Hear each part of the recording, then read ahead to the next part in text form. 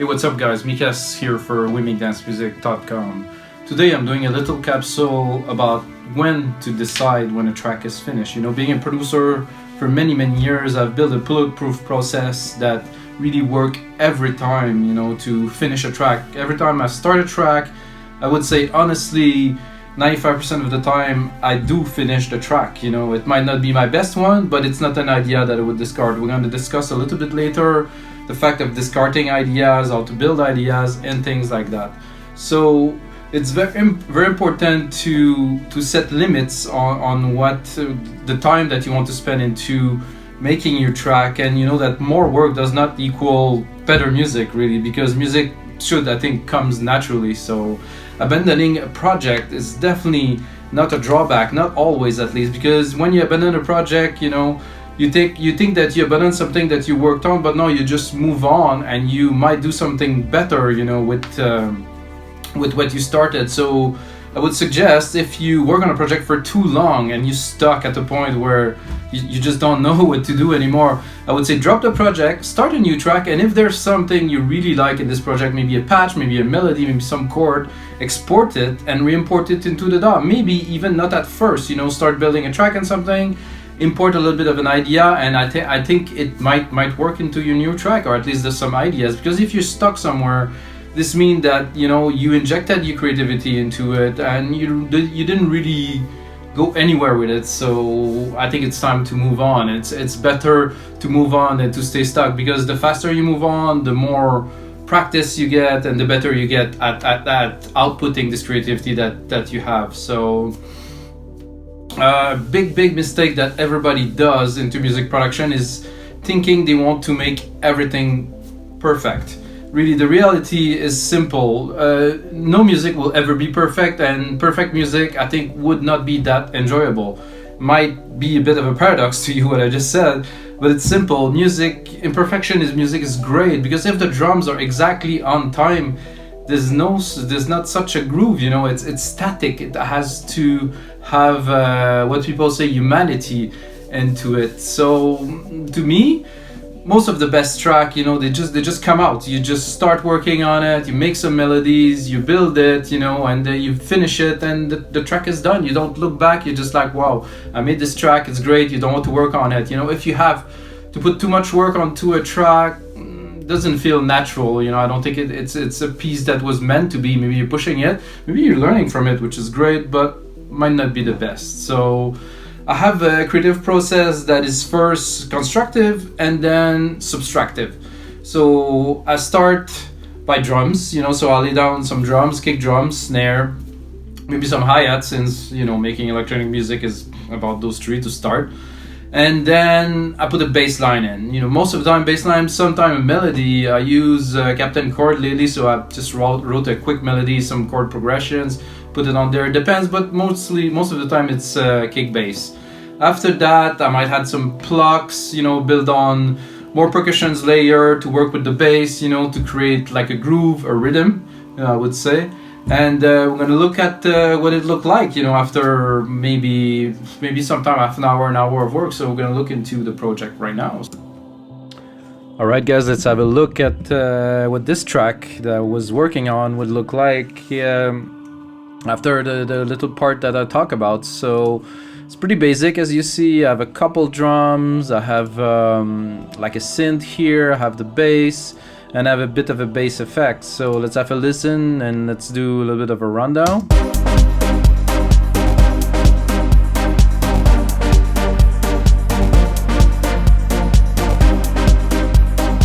Alright, that's not bad. And a kick drum on a 4/4, some snares, some hi-hats, close hi-hat, little open percussion, some rolling hats. And this time I started with this riff because I use Captain plugin chord thing to do those chords, and I thought they were pretty cool, so I started with this. Added the bass line that I also made with this plugin, and then I added some little layers here, a little bit louder. So that's it, guys. This is what it looked like after the first part.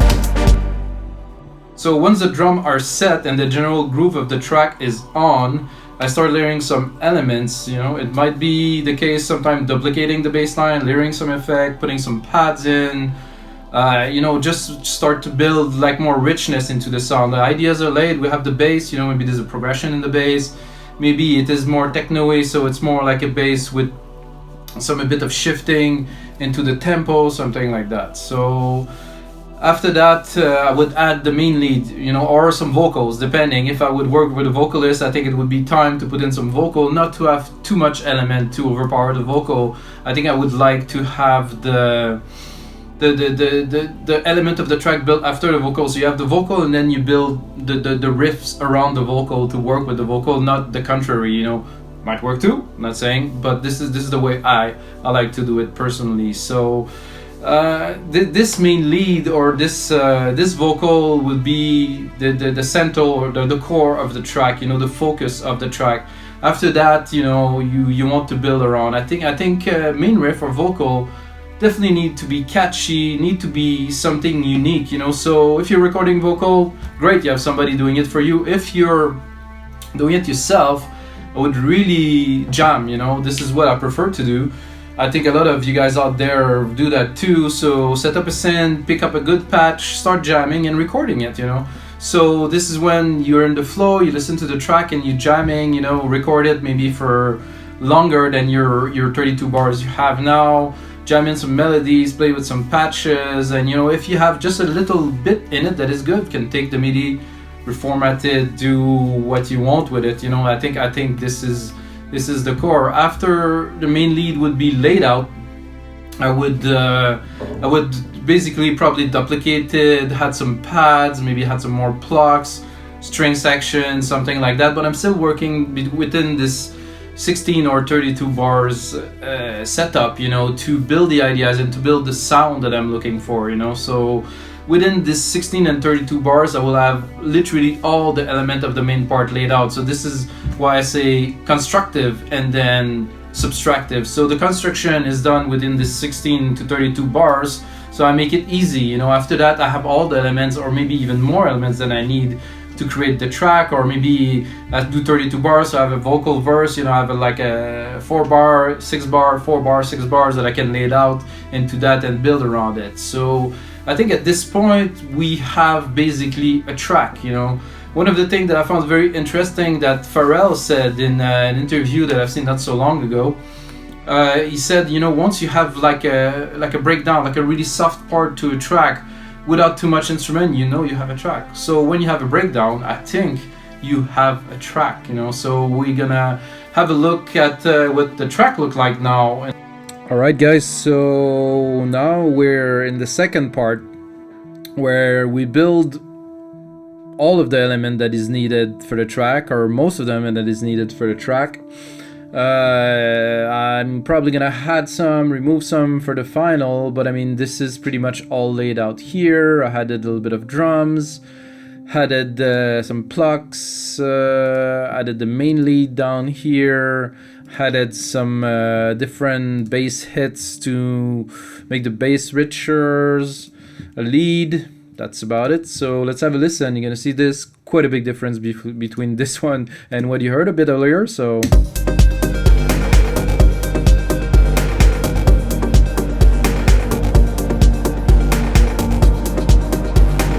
I also added this sand effect with some reverb and some EQ automation that I'm going here. So you had the lead here at first, and then on the second part it's dropping because the main chords are coming in, and then I'm dropping them again. It was just wanted to listen to different variation of the work, you know, having the lead really prominent or having the chord. There's a bit of riser here coming in, and some bass layers. So there's a couple different bass layers coming in, like to do that little bit of electro-y, grungy kind of thingy. Alright, so that is part 2. I'll see you a bit later for part 3. So after this is done, I literally laid out what I call scaffolding. You know, the scaffolding is what will be the structure of the track. So progressive track, 1 minute intro, one little breakdown, build up, breakdown, main part, outro, done. You know, this is the simple kind of thing. This is a DJ mix, you know, for it changes, it vary. I said that, you know, as a structure, so I have parts to build. It might progress, most of the time it progress and it change, you know, along the way, but still I have a structure, so I'm not going anywhere, say, hey, what do I do next, what do I do now? I just bang, bang, bang, hit the parts. If I have a bit of problem, the breakdown, because sometimes it's one of the hard part to do. Like I said earlier, if you have that, you have a track, if it builds itself perfect, don't change it, you know. It's a bit harder to make music without the kick drum and everything when you make electronic music or dance music. So if you have that, great. So you start like I start, first part, second, third, you know, I build part by part, like in one after each other. And if the breakdown doesn't work so much, I will finish all the part and I will go back to the breakdown, maybe subtracting, adding elements.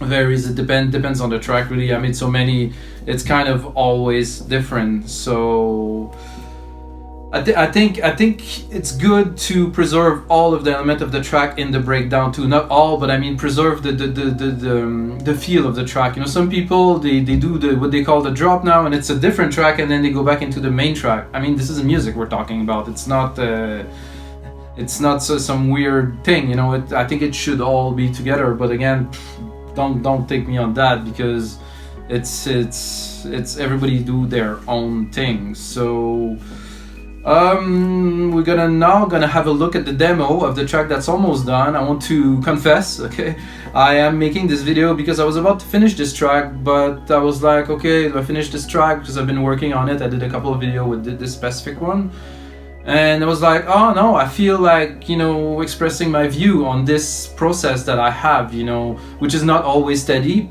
but it's like a frame of mind that I have when I make tracks. And if you look on my catalog on Beatport, I have a lot of tracks, and my templates catalog on We Make Dance Music, I don't even know how many I have, hundreds. So it's basically the process. I start something, I have a good idea, I do it or I drop it.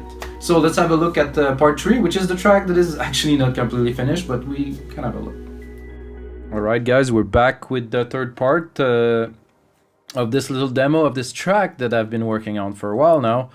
I built the intro, build the main part, build the breakdown. I didn't really work onto the outro so much yet, because I decided to do this video instead. So I think it's better to do this video than to do the outro. I will eventually finish it. It's called Guided Tour, prog trance track, I would say, or something like that. You decide what it is. I think it's music, electronic music, that is.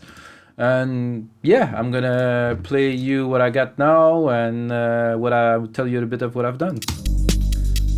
So I build the intro. Of course, I remove many of the elements. I added some little effects hits here and there, a little crash with some effects. Now I start building, adding some hi-hats, and then dropping the kick.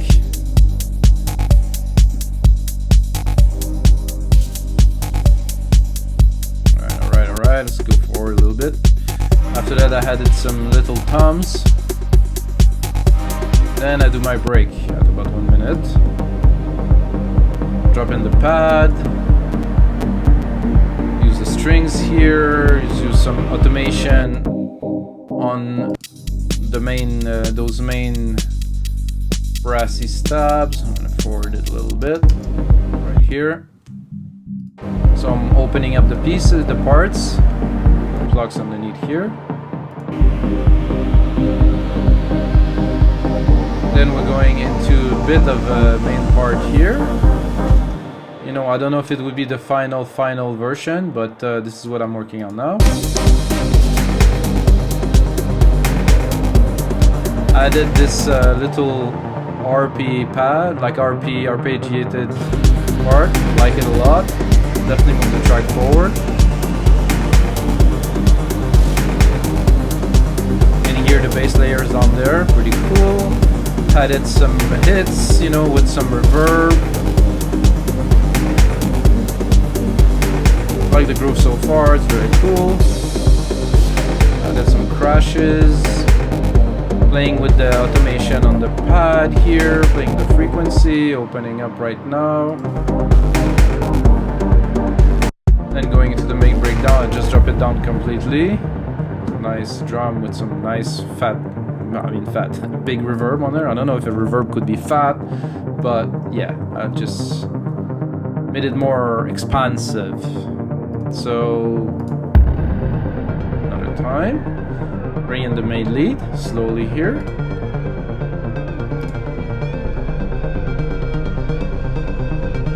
I don't think I'm 100% done with this breakdown, to be honest, but I think I built this part, which is one of the main part. Made a few other videos about this one, which I will link in the description below. Starting to build, opening the pad, opening the main lead here. Oh yeah, the riser down here, a little bit of a hit here. Then I drop it completely. Boom. And then come back with some selected drums. I think there's a bit of a drum roll at the end here.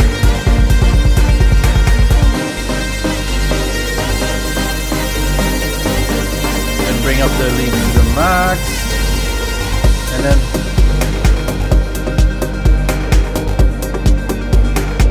there's a little bit missing there, but I think it's good. So we're gonna go back to talking about the process. I get a little bit more left to say to you guys, so hope you guys enjoy.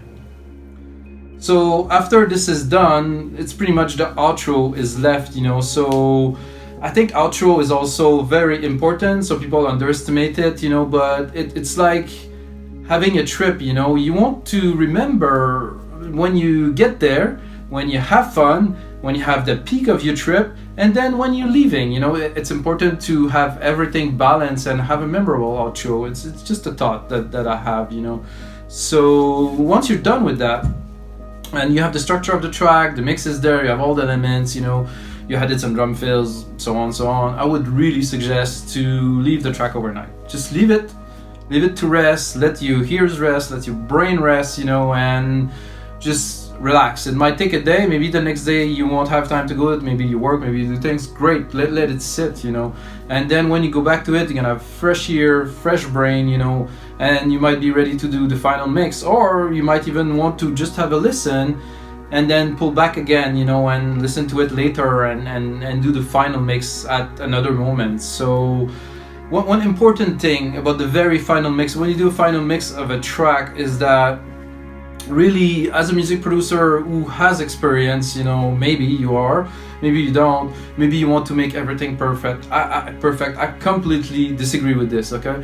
What is important is the sum of what you do, is not the parts, you know, because the part you might hear a snare here, a snare there. I have to tell you guys, 99.9% of the people who will ever listen to your music will never perceive any of those things. It's not that, it's the global thing, it's the groove, it's the emotion, it's the feel, it's the riff, it's you know, whatever you put into your music, really. So don't pick up on details, because the details will not make the track. The track is the track, is like the whole, it's really one thing. And on ending note, if you're mixing your track in a DAW, I very highly recommend never put the limiter, never put the compressor on the main out, so you'll be able to achieve a clean mix in the headroom you have, and you're gonna send it to a mixing engineer, and he's gonna be happy because he's gonna have room to be able to do his job. So don't put the limiter, don't put the compressor, mix within the dynamic range of the DAW. If you want to know about dynamic range, it's pretty simple. So 41,000 hertz, you know, 96,000 hertz. It's gonna give you a dynamic range. You know, is it important? I mean, once it's past 100 dB, it isn't so important. But I mean, if you mix in 192, then you have a super high dynamic range. It's like you have more room to play with, but you have to know how to play with. So for most people, it wouldn't make any difference. So I hope you guys enjoy this little insight into me. How do I do, and when I decide to, when a track is finished or not? Well, basically I build a track, and if it doesn't pass the first stage, it's just done. I just discard it, done, I move on to the next one. So Hope you guys enjoyed this little talk, and until next time, may the sounds be with you guys.